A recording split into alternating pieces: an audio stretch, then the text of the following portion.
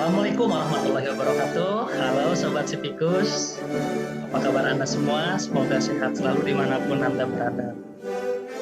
Video kali ini merupakan video yang saya dedikasikan sebagai suatu bentuk penjelasan materi mengenai ketahanan nasional, terutama bagi para mahasiswa saya dalam mata kuliah kewarganegaraan. Sobat Sipikus semua, kita mengetahui bahwa pertahanan itu menjadi suatu aspek yang tidak mungkin kita sepelekan. Itu menjadi aspek yang sangat penting. Ada suatu pepatah yang mengatakan bahwa mempertahankan akan lebih sulit daripada mendapatkan. Begitulah tantangan yang dihadapi oleh bangsa kita. Bangsa kita mampu memerdekakan nasib dari penjajahan. Bangsa kita mampu mengusir penjajah dari tanah pertiwi. Tapi tantangan selanjutnya yang muncul adalah bagaimana kemampuan bangsa kita untuk mempertahankan kemerdekaan serta menuju cita-cita yang diharapkan tersebut. Di sini dapat kita lihat ada prajurit TNI dari Satuan Kopassus, ada Paskibraka, ada Pramuka. Tentu saja yang jadi satu pertanyaan adalah bagaimana ketahanan nasional Indonesia saat ini jika kita bandingkan dengan negara-negara lain. Ketahanan bukan hanya soal perang, ketahanan bukan hanya soal senjata, tapi ketahanan menyangkut seluruh aspek. Nanti kita lihat apa saja aspek ketahanan dalam aspek ekonomi, dalam aspek politik, dalam aspek ideologi, terutama ketahanan dalam aspek militer. Sebagaimana kita ketahui bahwa tantangan global saat ini, perang tidak hanya dilakukan secara simetris, perang tentara melawan tentara, perang senjata melawan senjata. Meskipun hal itu masih kita saksikan di Rusia dan Ukraina, masih kita saksikan antara misalnya Israel dengan Palestina, negara-negara lain menguji nuklir dan sebagainya. Perang simetris masih tetap berlanjut. Tapi kemudian model perang tersebut juga dikembangkan menjadi perang asimetris. Perang tanpa senjata, perang melalui ideologi, perang melalui teknologi, perang melalui ekonomi, perang melalui kesehatan. Sehingga kondisi bangsa menjadi sangat dinamis di situ. Nah, asas nasional, asas ketahanan nasional kita Indonesia adalah taat laku berdasarkan nilai-nilai Pancasila, Undang-Undang Dasar Negara Republik Indonesia tahun 1945 dan Wawasan Nusantara yang terdiri atas asas kesejahteraan dan keamanan, asas komprehensif integral atau menyeluruh terpadu, asas mawas ke dalam dan mawas keluar, serta asas kekeluargaan. Apa saja asas-asas tersebut? Asas yang pertama, kita tahu mengenai bahwa kesejahteraan dan keamanan itu menjadi tujuan bersama. Fungsi dari adanya negara merupakan terciptanya kesejahteraan. Kita mengetahui kenapa harus ada negara di dunia ini, kenapa kita harus bernegara, kenapa manusia tidak hidup masing-masing. Karena negara diharapkan mampu membawa cita-cita kolektif atau keinginan bersama secara lebih cepat dan efektif. Keinginannya apa? Keinginan yang memang secara umum diinginkan seluruh manusia adalah kesejahteraan dan keamanan. Di situ kita lihat kenapa banyak negara yang berhasil dan kenapa juga banyak negara yang pada akhirnya gagal menjadi riset karena gagal membawa cita-cita bersama tersebut. Kemudian asas mawas ke dalam dan keluar. Bagaimana ketahanan nasional kita itu melihat berbagai potensi, ancaman, tantangan, gangguan, dan hambatan yang ada di dalam, yang berpotensi memecah belah kesatuan bangsa dan negara, serta bagaimana ketahanan nasional kita mawas keluar, melihat bagaimana kemajuan negara tetangga kita, ancaman yang mungkin datang dari luar, bagaimana posisi Indonesia saat ini, bagaimana global politics atau politik dunia menjadi pertimbangan bagi pengambilan kebijakan dalam negeri. itu merupakan manifestasi atau bentuk dari mawas keluar. Kemudian kita lihat ada sifat dari ketahanan nasional Indonesia. Yang pertama adalah mandiri. Kemandirian selalu dibentuk oleh setiap bangsa, termasuk bangsa Indonesia. Kemandirian yang dimaksud adalah kemandirian bangsa. Kemandirian bangsa berdasarkan pada nasionalisme dan patriotisme. Berbeda dengan pengertian dari kemandirian individualis. Kita tidak bisa sebagai individu mengaku bahwa saya bisa mandiri, tidak tergantung pada orang lain, bisa segalanya sendiri sehingga kita jadi apatis, kita jadi orang introvert dan sebagainya.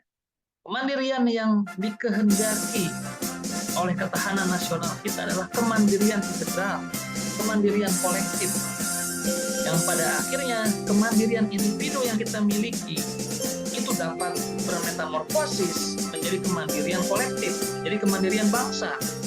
Itu yang diharapkan. Jadi asas kemandirian yang dipegang oleh bangsa kita bukan individualisme, melainkan kolektivitas.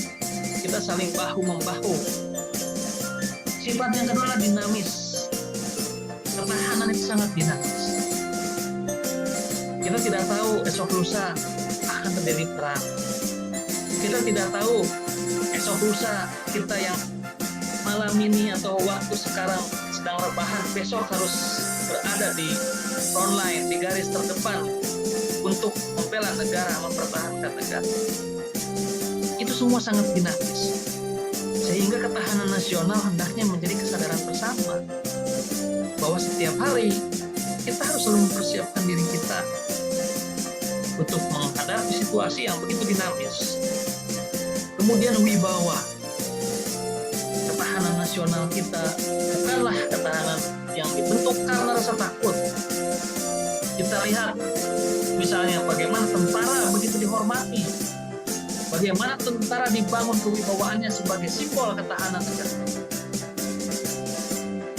Ketika Anda misalnya bertemu dengan tentara, melihat tentara, tentunya kita akan segar, tentunya kita akan merasa hormat.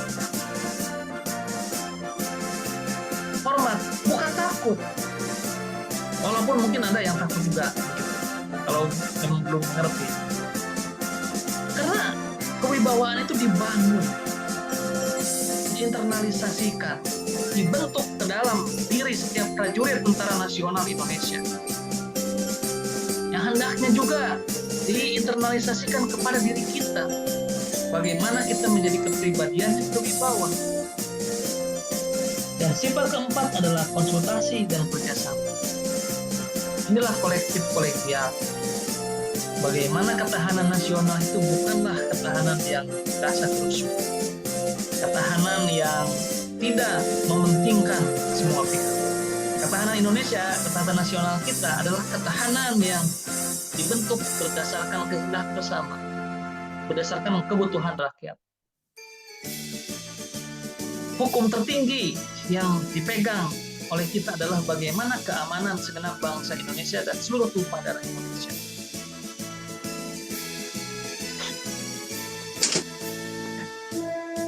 Kemudian landasan ketahanan nasional kita. Ada 3 hal yang menjadi landasan dari ketahanan nasional. Yang pertama adalah landasan ideal. Landasan ideal atau ideologi kita adalah Pancasila. Artinya ketahanan nasional kita harus berdasarkan Pancasila. Bagaimana ketahanan yang berdasarkan Pancasila itu? Ketahanan yang berdasarkan Pancasila adalah ketahanan yang memperhatikan ketuhanan. Nilai-nilai ketuhanan hidup dalam ketahanan. Kalau kita bertuhan, maka kita akan bertahan.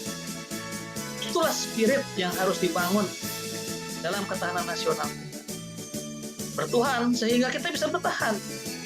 Oleh karena itu, salah satu cara untuk melemahkan ketahanan nasional Indonesia adalah menjauhkan bangsanya dari Tuhan, dari Pancasila. Kemudian ketahanan yang berdasarkan pada nilai-nilai kemanusiaan. Nilai-nilai kemanusiaan itulah yang menjadi spirit bagaimana ketahanan kita adalah dibangun, dibentuk kemudian disiapkan untuk mempertahankan, untuk menegakkan nilai-nilai kemanusiaan, pertahanan kita bukan untuk menindas. Kita kontra imperialisme. Kita tidak setuju dengan penjajahan. Penjajahan di atas dunia harus dihapuskan karena tidak sesuai dengan prik kemanusiaan dan prik keadilan. Itu prinsip dasar. Dan seterusnya, ketahanan yang berdasarkan persatuan, ketahanan yang berdasarkan musyawarah tadi, ketahanan yang berdasarkan keadilan sosial. Kemudian landasan konstitusional, Undang-Undang Dasar 1945. Ketahanan nasional dibentuk sebagai sesuatu yang formal, berlandaskan hukum, berlandaskan pada peraturan, bukan ketahanan yang sewenang-wenang. Landasan ketiga adalah landasan visional, wawasan Nusantara. Saya pernah menjelaskan pada pelajaran sebelumnya tentang wawasan Nusantara, di mana wawasan Nusantara menjadi geopolitik Indonesia. Negara kita negara kepulauan, negara yang terdiri 17.504 pulau, dipersatukan oleh lautan, jadi satu kesatuan yang utuh, sehingga kita dinobatkan sebagai archipelago state atau negara kepulauan. Bagaimana negara kepulauan tersebut kita pahami dalam aspek ketahanan? Bagaimana negara kepulauan tersebut disusun, dibuat strategi agar menjadi kekuatan? Kita mengetahui bahwa ketahanan kita bukan hanya tentara, tapi ketahanan yang dicanangkan oleh Jenderal Sudirman adalah Sisahan Kamrata, sistem pertahanan dan keamanan rakyat semesta. Bukan hanya tentara yang melawan, alam membantu kita. Alam menjadi satu kesatuan. Alam menjadi bagian dari ketahanan nasional kita. Oleh karena itu, merusak hutan, merusak alam, itu adalah bagian dari pelemahan terhadap ketahanan nasional Indonesia. Terdapat pokok-pokok pikiran dalam ketahanan nasional. Adanya manusia yang berbudaya dan adanya tujuan nasional, ideologi negara, dan bahasa atau hidup bangsa. Sebagaimana tadi saya jelaskan dalam landasan ketahanan nasional. Kita membuat ketahanan nasional karena ada manusia yang berbudaya. Ada kebudayaan yang harus dijaga. Ada peradaban yang harus dipertahankan dan dipertahankan. Ada mimpi yang harus diwujudkan. Ada ideologi yang selalu dipertahankan dan ada falsafah hidup bangsa yang harus selalu ditegakkan. Ketahanan nasional harus berorientasi pada kebutuhan-kebutuhan dan fakta sosial tersebut. Kedudukan dan fungsi ketahanan nasional merupakan ajaran yang diyakini kebenarannya oleh seluruh bangsa Indonesia. Kenapa kita meyakini? Karena keyakinan tersebut dibangun berdasarkan dasar-dasar tertentu. Keyakinan yang seharusnya hidup dalam alam pikiran bangsa Indonesia adalah keyakinan yang memiliki dasar. Dasarnya apa? Dasarnya bahwa negara kita adalah negara yang sangat strategis. Secara historis kita pernah dijajah karena begitu melimpah sumber daya alam. Secara geografis kita diapit oleh 2 benua dan 2 samudra. Secara politis, secara ideologis kita diapit oleh 2 ideologi besar, komunisme di utara dan liberalisme di selatan. Secara sosiologis, secara ekonomi kita diapit oleh 2 sistem ekonomi besar, kapitalisme di selatan dan sosialisme di utara. Itu dasar-dasar kenapa ketahanan nasional itu menjadi suatu keyakinan yang harus kita pertahankan. Pertahanan nasional juga merupakan cara terbaik yang perlu diimplementasikan secara berlanjut dalam rangka membina kondisi kehidupan nasional yang ingin dibangun. Wawasan Nusantara dan ketahanan nasional berkedudukan sebagai landasan konseptual yang didasari oleh Pancasila sebagai landasan ideal dan Undang-Undang Dasar sebagai landasan konstitusional dalam paradigma pembangunan nasional. Jadi Pancasila, Undang-Undang Dasar itu adalah landasan yang harus dipegang, yang harus dimiliki oleh ketahanan nasional yang kita bentuk, yang kita buat. Lalu untuk apa sebetulnya fungsi ketahanan nasional itu? Selain tujuan-tujuan atau fungsi yang tadi saya jelaskan. Fungsinya yang pertama adalah sebagai doktrin dasar nasional. Perlu dipahami untuk menjamin tetap terjadinya pola pikir, pola sikap, pola tindak, dan pola kerja dalam menyatukan langkah bangsa yang bersifat linear, yang bersifat interregional, kewilayahan, intersektoral, maupun multidisiplin.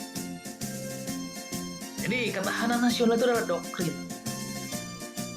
Kita harus membela negara kita, itu adalah doktrin. Tapi doktrin yang berdasar, bukan doktrin yang tanpa dasar. Kita lihat fakta-faktanya, kita lihat kondisinya, sehingga doktrin itu menjadi suatu paradigma berpikir bangsa Indonesia. Kemudian fungsi sebagai pola dasar pembangunan nasional pada hakikatnya merupakan arah dan pedoman dalam pelaksanaan pembangunan nasional di segala bidang dan sektor pembangunan secara terpadu yang dilaksanakan sesuai dengan rencana.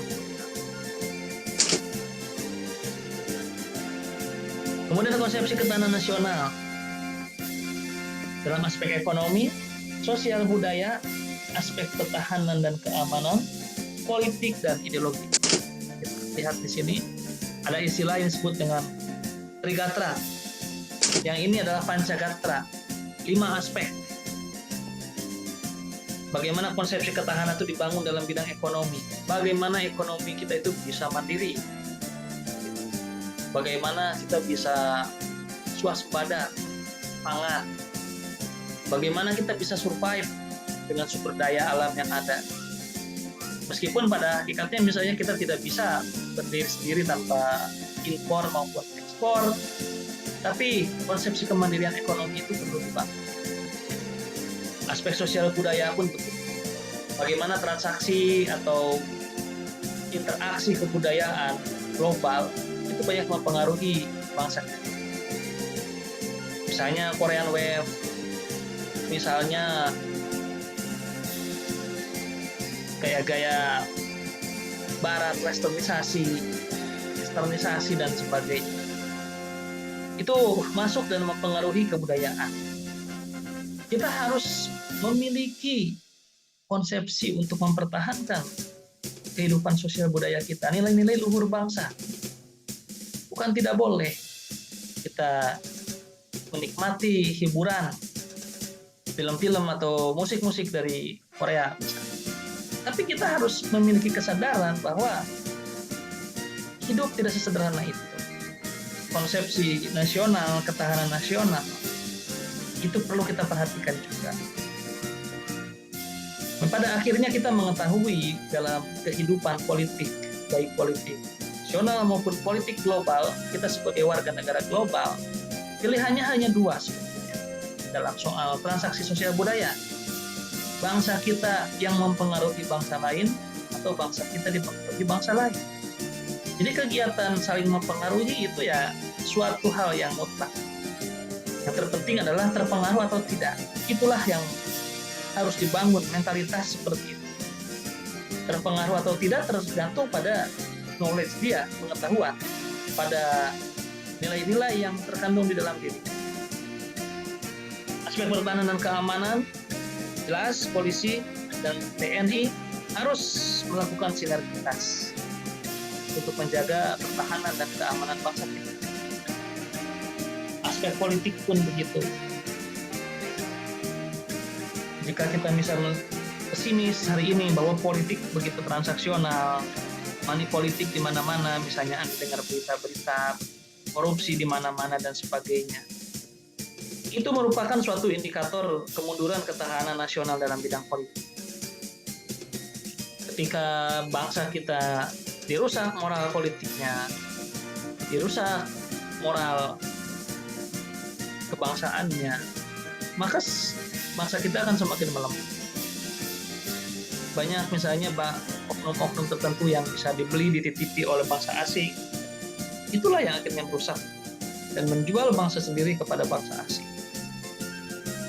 Dalam aspek ideologi, transaksi ideologi sampai sekarang masih terus berlanjut. Komunisme, liberalis, ya masih tetap menyebarluaskan pengaruhnya dengan berbagai cara. Dalam aspek Trigatra, letak dan kedudukan geografi, ini jelas adalah aspek-aspek kajian-kajian ketahanan nasional. Memahami kedudukan geografis kita yang diapit oleh dua benua, dua samudra, dua ideologi, dua sistem ekonomi. Kemudian keadaan dan kekayaan alam ini menjadi potensi. Indonesia itu seperti gadis yang molek. Banyak laki-laki dalam tanda kutip yang ingin menjamah negara kita karena begitu cantik, begitu molek. Oleh karena itu banyak tuh laki-laki dalam tanda kutip dijajah, Belanda, Portugis, Spanyol itu datang ke bangsa kita untuk menjajah, untuk mengeruk kekayaan alam yang ada di bangsa.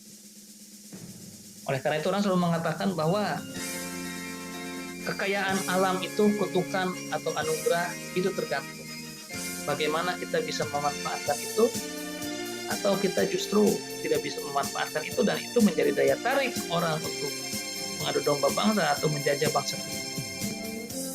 Kemudian keadaan dan kemampuan penduduk ini pun perlu perhatikan bagaimana skill, keterampilan yang harus dimiliki warga negara. Sejatinya warga negara memiliki 3 keterampilan atau 3 kompetensi dalam dirinya. Dalam kewarganegaraan kita tahu ada yang disebut dengan civic knowledge, pengetahuan warga negara yang memiliki pemikiran atau intelektualitas yang baik, memiliki daya kritis dalam berpikir, problem solving dan sebagainya. Kemudian civic skill, keterampilan warga negara, dan civic disposition adalah sikap warga negara. Jadi antara pengetahuan, keterampilan, dan sikap itu menjadi 3 komponen yang harusnya satu padu dalam diri setiap bangsa Indonesia. Tidak cukup hanya skill, pengetahuannya sangat terbatas. Tidak cukup kita hanya banyak tahu tapi kita tidak bisa apa-apa. Tidak bisa kita hanya memiliki pengetahuan dan keterampilan tapi kita tidak punya akhlak, tidak punya kepribadian. Itu pun tidak diharapkan. Jadi itu adalah 3 hal yang hendaknya disandingkan dan bukan untuk dibentur-benturkan. 3 kemampuan, bahaya tidak semua para mahasiswa, perhatikan 3 hal tersebut. Kalau kita ingin menjadi manusia paripurna, ingin menjadi warga negara paripurna. Warga negara paripurna adalah warga negara yang memiliki pengetahuan yang baik, memiliki keterampilan yang baik, dan memiliki sikap yang baik atau karakter yang baik. Bagaimana karakter warga negara itu sangat membantu ketahanan nasional. Ada suatu pepatah yang mengatakan bahwa when the wealth lost, nothing is lost. When the health lost, something is lost. And when the character lost, everything is lost. Ketika kita kehilangan harta, sesungguhnya tidak ada yang hilang. Ketika kita kehilangan kesehatan, sesungguhnya ada sesuatu yang hilang. Dan ketika kita kehilangan karakter, maka sesungguhnya semuanya hilang.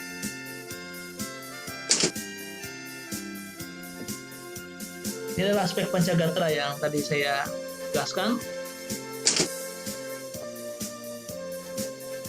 3 dimensi ideologi.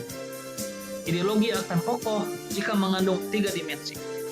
Yang pertama, dimensi realitas. Ideologi mengandung nilai-nilai hidup yang terkandung di dalam bangsa.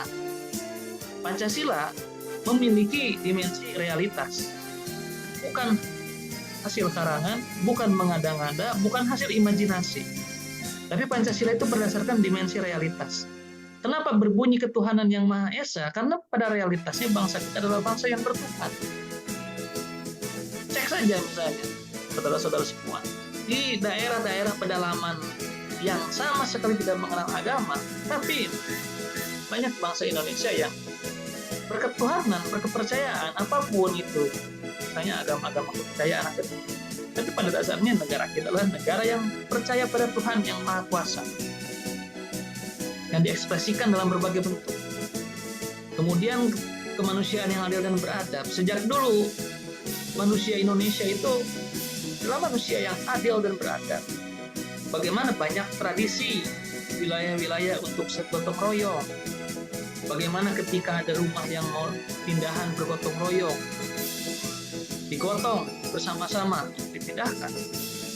Bagaimana ketika panen raya bersama-sama saling bantu-membantu. Bagaimana ketika ada hajatan di kampung-kampung, seluruh tetangganya bahu-membahu membantu. Sejak dulu itu semua sudah terjadi. Sebelum Pancasila dirumuskan oleh para founding father, oleh Soekarno, oleh Muhammad Yamin, oleh Sukarno, dan para founding father lain. Jadi secara realitas bangsa kita memang, Pancasila memang sesuai dengan realitas yang hidup di bangsa kita. Kemudian yang kedua ada dimensi idealitas. Ideologi memberikan harapan kepada berbagai golongan yang ada di dalam bangsa untuk menuju kehidupan yang lebih baik. Ada cita-cita di sini. Ideologi selain sesuai dengan kenyataan, ideologi juga memberikan harapan. Ini yang kemudian dikatakan sebagai politics of hope atau politik harapan. Bagaimana ideologi itu memberikan harapan-harapan kepada bangsa. Bagaimana ideologi itu memberikan gambaran cita-cita, merubah bangsa dari kondisi yang miskin menuju kondisi yang sejahtera. Bagaimana ideologi mampu memberikan harapan suatu bangsa dari bangsa yang terbelakang, bangsa yang bodoh, menuju bangsa yang berperadaban, menuju bangsa yang cerdas, menuju bangsa yang maju. Itulah ideologi, itulah harapan. Terdapat harapan dalam ideologi. Kita tahu bahwa manusia itu bisa bertahan 7 menit tanpa bernapas. Tapi manusia tidak bisa bertahan sedetik pun tanpa harapan. Karena itu memang harapan itu selalu dibangun. Dan kita hari ini masih tetap bisa tahan hidup karena selalu ada harapan. Dan harapan itu harus selalu dikembangkan. Kemudian yang ketiga, dimensi fleksibilitas. Ideologi memiliki kemampuan untuk mewarnai proses pengembangan masyarakat dan menemukan pengertian-pengertian baru terhadap nilai-nilai dasar. Fleksibilitas dari ideologi. Pancasila bukan ideologi yang kaku, yang kolot. Meskipun sekarang kita sudah masuk ke Industrial Revolution 4.0, Society 5.0, tapi Pancasila masih mampu jawab dan menerjemahkan pembaharuan-pembaharuan yang ada. Artinya bahwa Pancasila adalah ideologi yang visioner, ideologi yang memiliki fleksibilitas tinggi.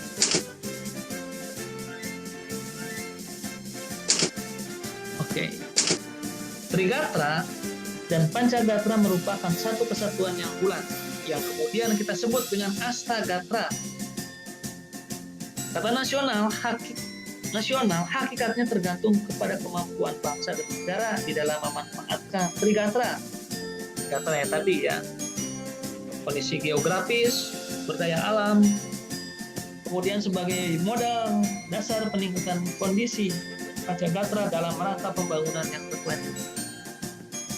Kemudian, kelemahan di salah satu gatra dapat mengakibatkan kelemahan pada gatra lain dan mempengaruhi kondisi keseluruhan. Misalnya, gatra ekonomi kita tidak terperhatikan, lemah. Bangsa kita jadi miskin, banyak yang kelaparan, kriminalitas di mana-mana, terjadi penjarahan. Penjarahan mengakibatkan kondisi politik jadi tidak stabil. Politik tidak stabil bisa mengakibatkan pada keruntuhan di mana-mana, bahkan mungkin bisa keruntuhan rezim. Rezim runtuh, negara belum tentu stabil, pertahanan keamanan semuanya menjadi berantakan, termasuk pun ideologi atau kepentingan negara lain dapat masuk. Jadi salah satunya rusak, itu gatra-gatra lain bisa terpengaruh, bisa terkooptasi di sini. Itulah yang dapat saya sampaikan dalam materi ketahanan nasional. Jadi ketahanan nasional kita dibentuk dari diri kita sendiri dulu. Pribadi-pribadi yang kuat akan berkalkulasi menjadi bangsa yang kuat. Tapi pribadi-pribadi yang malas, pribadi yang lemah akan menciptakan bangsa yang lemah juga. Karena kita tidak bisa hanya berharap pada kekuatan salah satu komponen. Pada militer, pada tentara kita, mereka terdepan berjuang mempertahankan ketahanan itu. Tapi mereka tidak bisa berjuang sendiri. Marilah kita sebagai bangsa dan negara membangun diri kita, ikut serta berpartisipasi dalam memajukan bangsa dan negara dengan segenap kemampuan, dengan memperbesar keinginan untuk belajar dan untuk menjadi orang yang berhasil di masa yang akan datang. Demikian yang dapat saya sampaikan. Terima kasih. Ingat, sebagai bangsa yang besar, sebagai pribadi yang kuat, sebagai pribadi yang bermoral, kita berhasil bukan karena kita hebat, tapi karena perbanyak latihan, dan perbanyak latihan.